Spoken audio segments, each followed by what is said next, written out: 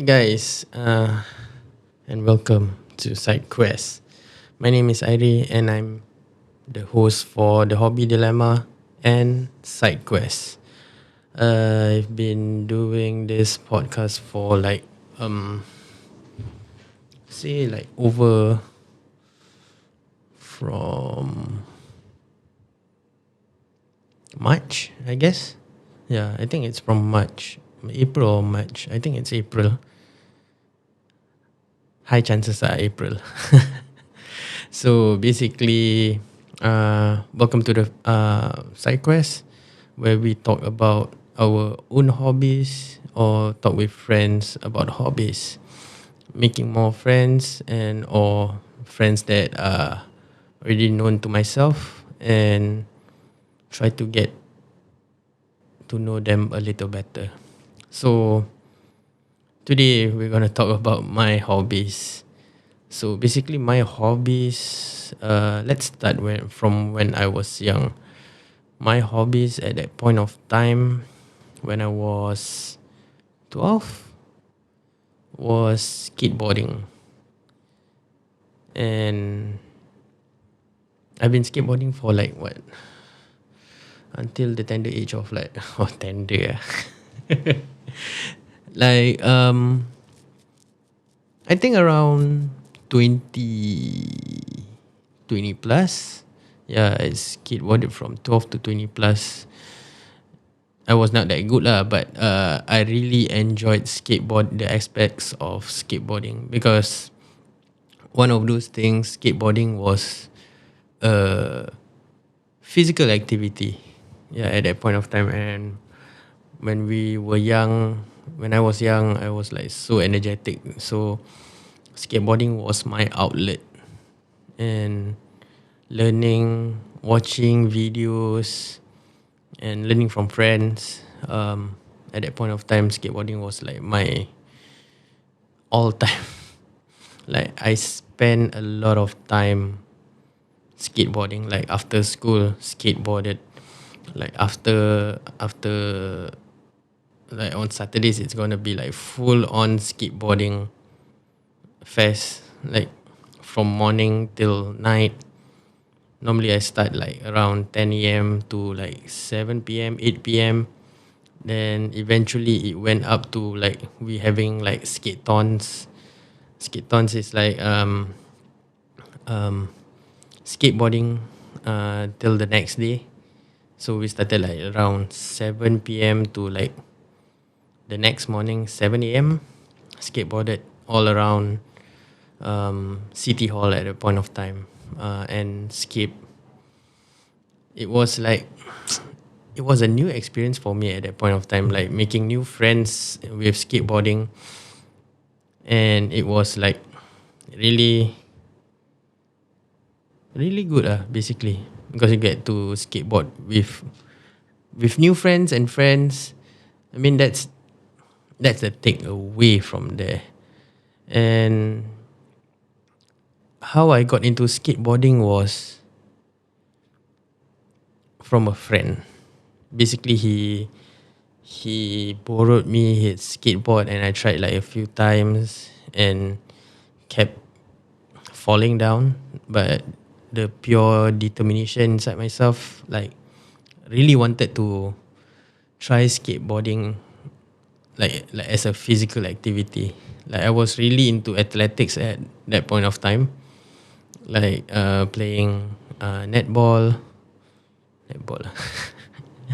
volleyball, and like I joined the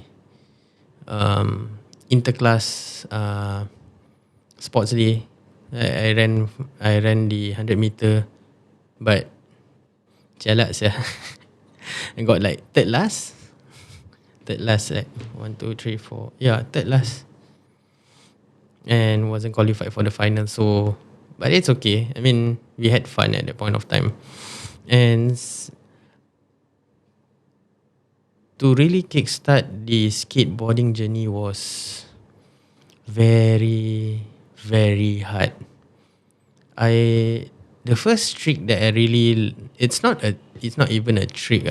Basically, I had to get comfortable with the skateboard, like really riding around and everything, like getting to know the terrains and everything. It took me like what 6 months to like really get comfortable with the board. And the second part of skateboarding was I learned the most fundamental trick, which is the ollie. So it's basically like it's a jump, and it's like you have to use your back back foot to pop the skateboard, and then your front foot to drag the board so that it levels up. And at that point of time also, I felt like this is like some science thing, and it's very fun to know about all these things, because an ollie, it gradually like keeps me leveled leveled with myself, like really know about the things. um, really makes me basically like really level up with my entire self. Like I learn balancing and all that. So that was the start of like a year of doing both things on skateboard. and and then I started to ollie downstairs, like started with like 2 stairs, 3 stairs, 4 stairs. And my longest stairs that I tried was a 10 stair. That was, but I didn't land that trick. It was so bad that I had a heel bruise from jumping down that stairs, that 10 stairs. I think it was located at Potong Pasir or something. That was quite bad. So like because the impact of that jump and landing it was so so bad. It's like basically when jumping down like from a second level, it's something like that. And I remembered, like after that, I was like, I wouldn't want to try another 10 stairs because it's so massive and it's so painful. And I mean, skateboarding also comes with a lot of injuries. And I had like rolled ankle, rolled ankle, heel bruise, and sometimes like I get like back pains because of all the high impact things that I tried.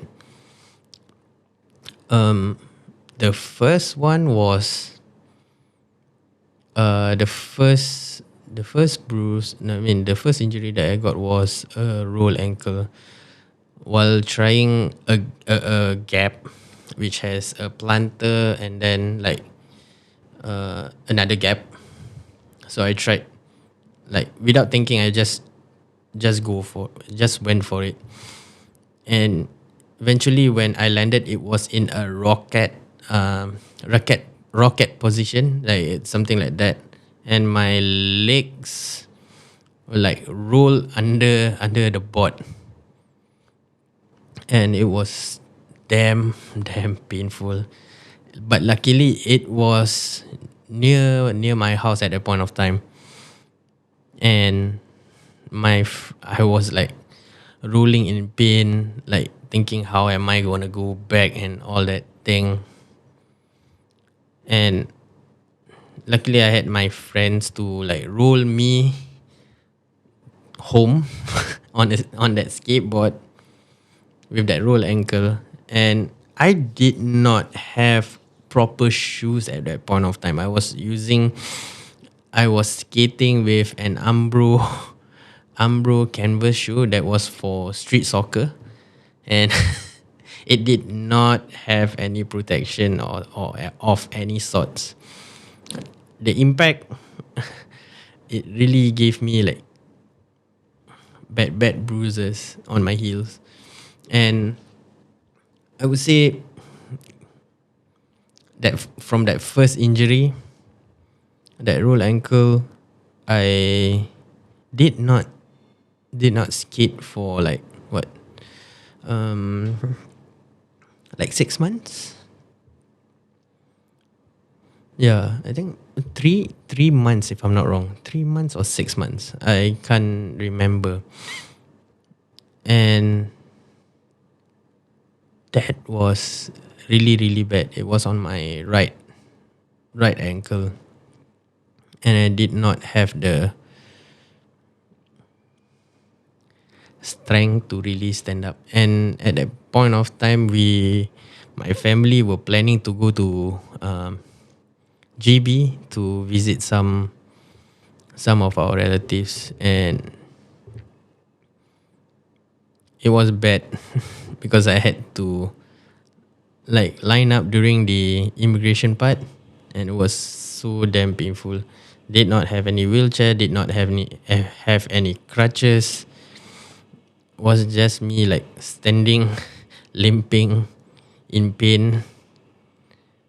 But luckily, like after the immigration, my uncle picked us up and went back to my grandparents' place. So my grandparents knew about about about the roll ankle and everything. Like, so my late grandfather was like preparing the, like medicated oil, and it was like so kampung. Basically, I'm not against kampung or what, but that was my first time seeing the kampung style medication, like rubbing oil and all that. So my first experience with having my late grandfather massaging me on my roll ankle, it was so damn bad. I cried. Not to I'm not proud of it, but I cried because it was so damn painful, man. And that was the time, like, really, like, okay, I think I can get it. Like, if everything goes well with that roll ankle, I'm gonna skate back again. Just didn't care at all. So after that time, after 3 months of like hiatus from skateboarding, I started skateboarding back. And I mean, skateboarding for me was hella fun, man. Um, I think the reason for not skateboarding anymore was, I think I was really caught up with work. Like really, really caught up with work because I did overtime and all, and it really like messes up my time to have a hobby at that point of time. Yeah. And I know I do miss skateboarding a lot,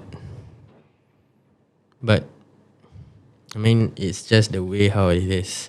And last year I did skateboard with a friend of mine, but he was on a longboard, so I had a skateboard.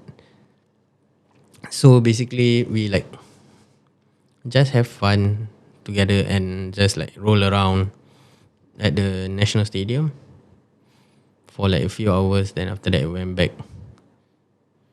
Yeah, I think that was my skateboarding journey. Um, Then the other one, the major part of me having a hobby was not video editing, it's videography. Really enjoyed videography for like, wow, for so long as I can remember. The first videography I did was for a wedding. Can't really remember, but I remember can't really remember the specifics, but it was a videography of a wedding, and that was like what, really young. I think like 18, where I had where I borrowed a video camera, and it was a DV tape at that point of time. It was using a tape. Then I had to edit on a laptop, so I had a DV extractor to digital, basically. DV extractor, yeah.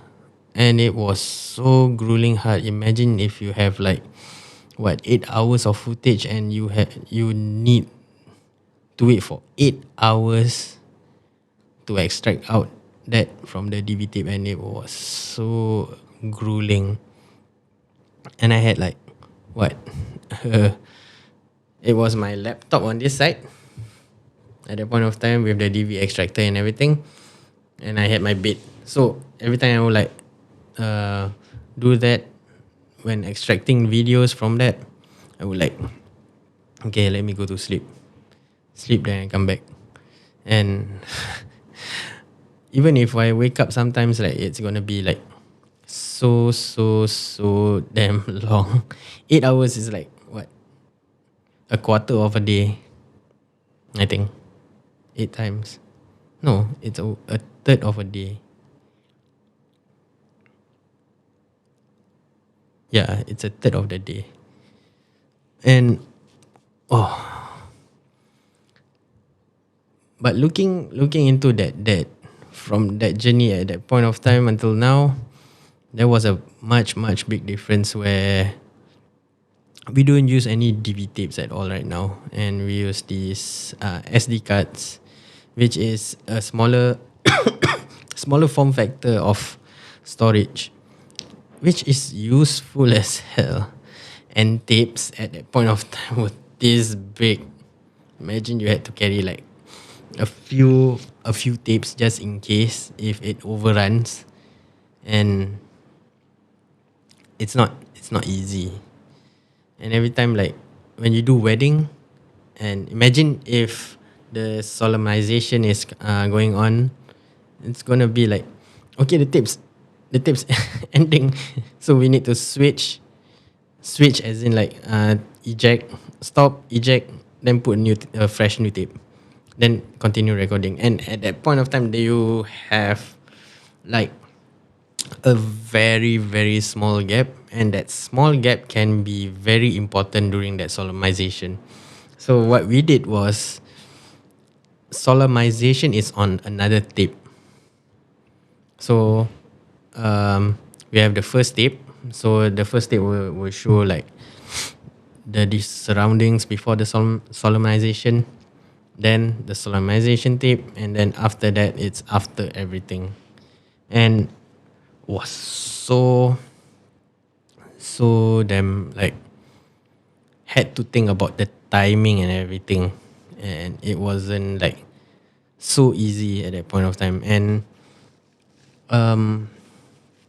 I was using Final Cut Pro 7 when I was doing my editing, and I gotta say, it's the best. Really, it's the best video editor at that point of time, and I think it's on par with the DaVinci Resolve. It was leaps and bounds. And before I bought the Final Cut Pro 7, I was using iMovie, and it was so crappy that I couldn't take it anymore. So I had to buy the Final Cut Pro 7.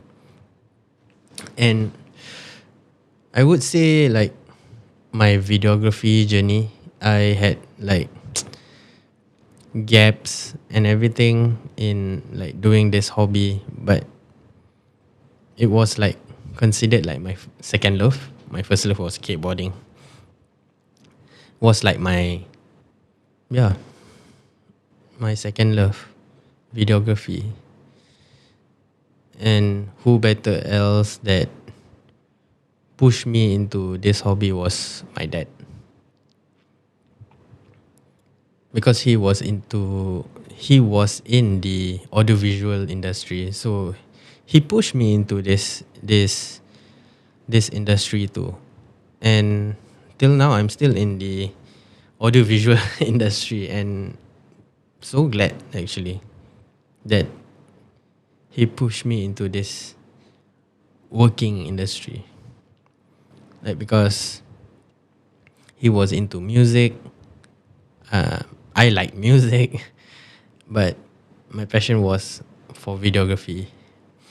And in this videography hobby, I did with some friends. It's called we did a company with some of my friends.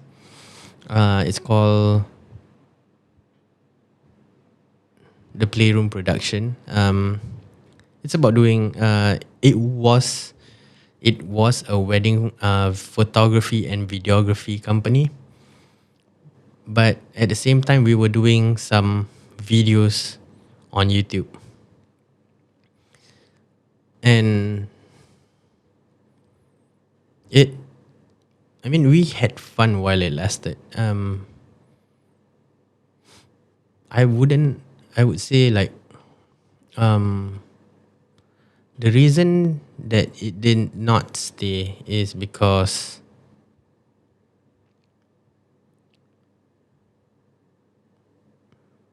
actually no, we actually merged with another company. It's called Studio Flux, company that does audio for events and photography also. So, and photo booths. So actually, we merged with them, and I did not want to do.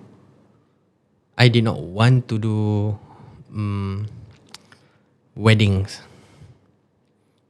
because to me it's. I mean, it pays the bills. I mean, it we can earn extra incomes and all that, but I just felt that it's so stagnant, because you do this, it's the same template over and over, and I did not like that kind of templates doing the same thing over and over again. And it becomes like my full-time work. It's the same. Yeah. That's an example. So I wouldn't want it to be so stagnant at all. And so I left. I I left. Then I did um then I did streaming. So I started streaming on Facebook at first. It was during the COVID era where everyone was working from home, and I did the streaming for in Facebook, I think for like 1 year. Then after that, moved on to Twitch.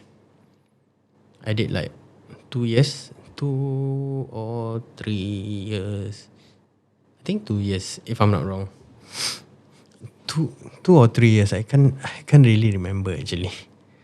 At that point of time, also like games that I was playing was like what, Warframe, Monster Hunter, GTA, Red Dead Redemption, Final Fantasy 14, Path of Exile, Diablo. So it's mainly games that I play with friends rather than playing alone. I just don't like, not don't like. I mean, I mean, I like those solo games, but I prefer to have games with friends. Like really enjoy each other's company. That's my take. And I mean, it's more fun when you play with people, in my opinion. And I had a lot of friends, made a server, and join a team on Twitch.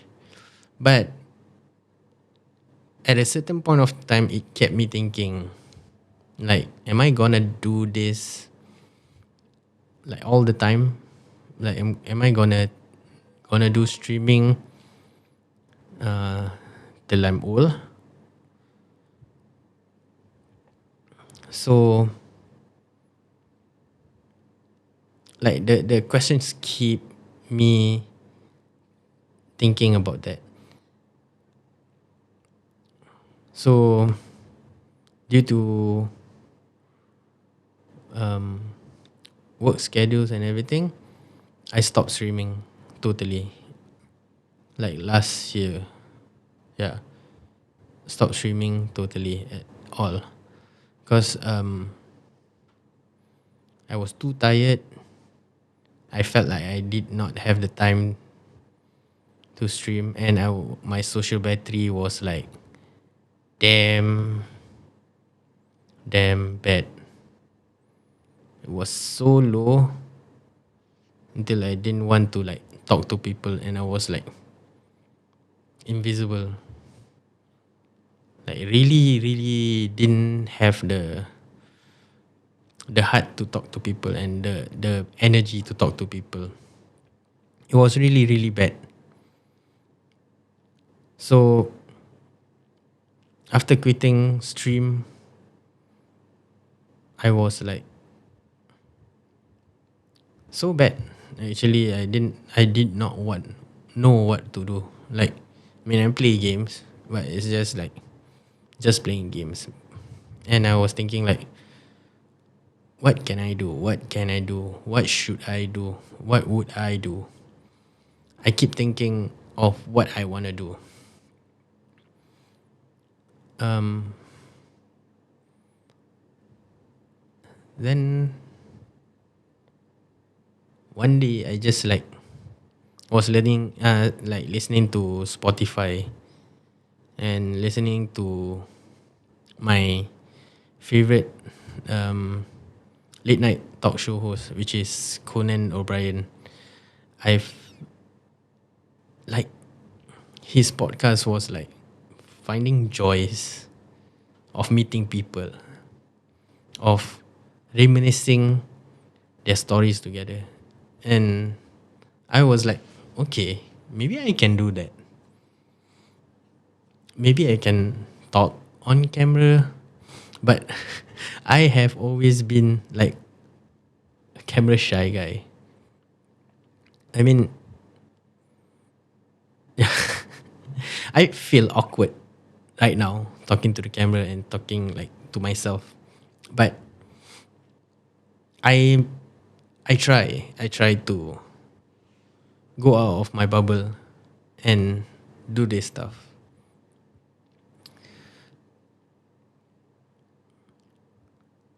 Conan was the inspiration of like meeting friends and how they react to each other. Like I haven't met you for so long, and it's like I miss you.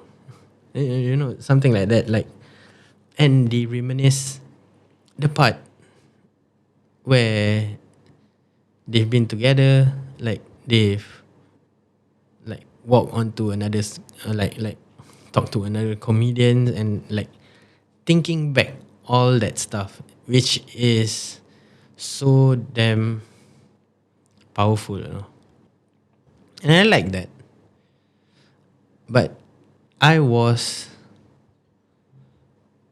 thinking, what should I do with my podcast and doing videos? What should I do? So there were like what 8 months of planning everything, and I did not know how to start. So I started doing um, short videos. I think like 70-minute long. 70-minute longs. I won't say it's like very short. Doing short videos on YouTube, such as going out with my friends, going out with my friends, um, doing Gundam builds, reviewing stuff that was gonna start for my studio. So I did that for like what 3 months, and at the same time I was thinking, how do I do my podcast? So I was like thinking, okay, I need to buy all this stuff, all this camera, all this furniture just for this podcast. And I would say it turned out great. Sh- It turned out really great, and I'm so happy because I'm doing a video podcast and an audio podcast. So basically, like doing all this stuff, and I'm going back to my like love for videography, and doing video podcast is like part of videography, and I really loved it. I had my first episode. Let me tell you a story about my first episode of the Hobby Dilemma. I was like so damn scared if I'm gonna, and I'm so nervous at that point of time when Eric was my first guest. Even though I was totally prepared for that um for that podcast, but I was still so nervous, like thinking, how will this podcast go? How will it end? How will it start? How will everything? I was like thinking so much house inside my head, never to like um I did not have any ounce of positivity at that point of time because I was so nervous, and it was and I was from my parents' house at that point of time. I'm like rushing down back home just to do the podcast. So I was like, oh, in the taxi with my wife on the way back, I was like so damn scared, like just keeping quiet. Like I didn't know what to expect. So I just thought to myself, this one part where let's just have a normal conversation between friends. Just forget about the cameras that we have set up down here and the microphones here. Just think about conversing with the person in front of you. So you don't need to be nervous. Like it's just a normal talk. It's like a talk session, I would say. But instead of that, talk about hobbies and what I feel curious at that point of time. So I ask everything on Eric. And as the time went past, while we were talking, I didn't realize it was like past 1 hour. I was like having the time of my life, enjoying talking to him, to Eric at that point of time. And I was like so into it till I did not like had my timing right on the side, like okay, like we had a rush closing, but it felt it felt nice to me, that that transition from that topic to the ending. It's so smooth, and from that podcast itself, I was so happy it turned out that. And this is like part of my experience doing videography and videography basically. And I really had fun. Yeah. And we are launching like side quests as another part of the hobby dilemma, which is more to friends talking with each other. It's a very casual podcast. It's more of not the really serious type of like the hobby dilemma.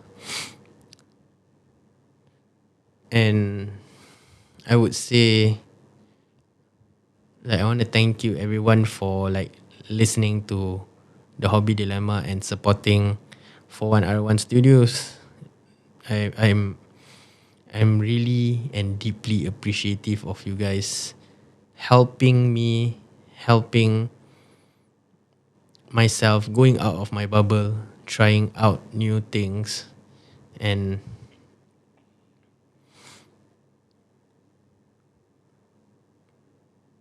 make me who I am today. Like, more positive, more more positive. But really, guys, if there are people or anyone who wants to try doing what they love, what's their hobbies, don't be afraid. Just try. You might not know whether you like it or not. And if you like it, don't give up. That's my take on people who want to try doing new stuff. If you don't like it, just put it aside and try a new one. Or if you like it, just don't stop and try, and don't give up. And thank you guys. That was my my self interview basically on this side quest. Thank you guys. Really appreciate it, and I'll see you on the next episode. Ciao.